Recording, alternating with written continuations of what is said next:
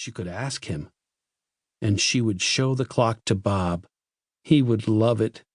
Bob loved old things, even old stamps and buttons. He liked to go with her to the stores.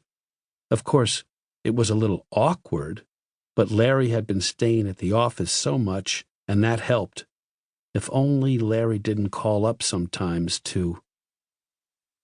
There was a whir. The clock shuddered, and all at once the door opened. The cuckoo came out, sliding swiftly. He paused and looked around solemnly, scrutinizing her, the room, the furniture. It was the first time he had seen her, she realized, smiling to herself in pleasure. She stood up, coming toward him shyly. "Go on," she said. "I'm waiting." The cuckoo opened his bill. He whirred and chirped, quickly, rhythmically.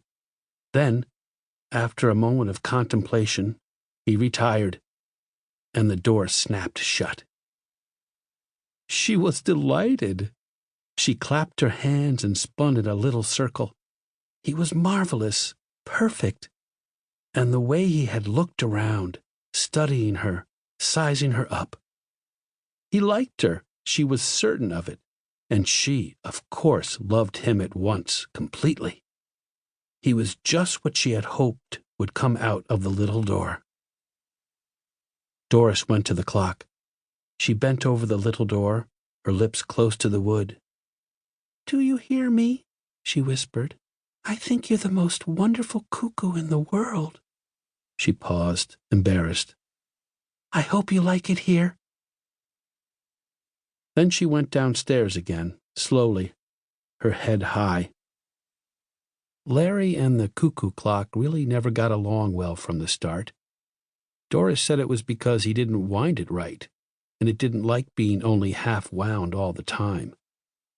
Larry turned the job of winding over to her. The cuckoo came out every quarter hour and ran the spring down without remorse, and someone had to be ever after it, winding it up again. Doris did her best, but she forgot a good deal of the time. Then Larry would throw his newspaper down with an elaborate, weary motion and stand up. He would go into the dining room where the clock was mounted on the wall over the fireplace. He would take the clock down, and making sure that he had his thumb over the little door, he would wind it up.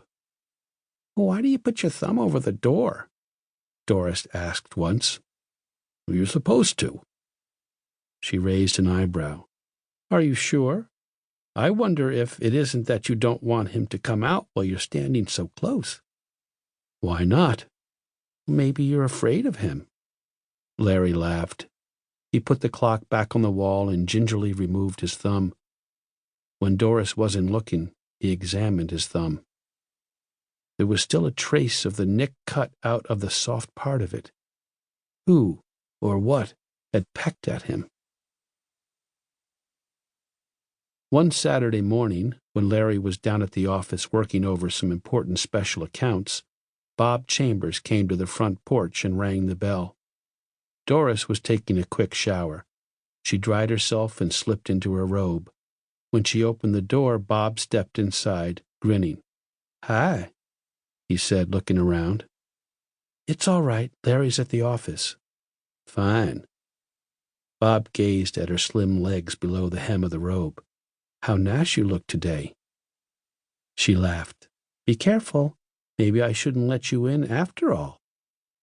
They looked at one another, half amused, half frightened.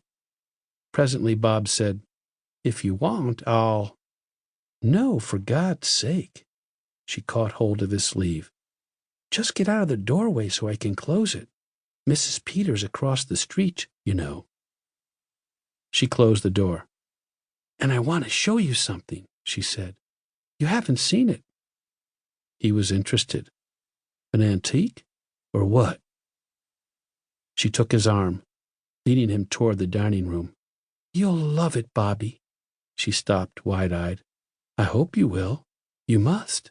You must love it. It means so much to me. He means so much." "He?" Bob frowned. "Who is he?" Doris laughed. "You're jealous. Come on." A moment later, they stood. To keep listening to this audiobook, I've left you a link in the description so you can do it at no cost thanks to Audible's 30-day free trial.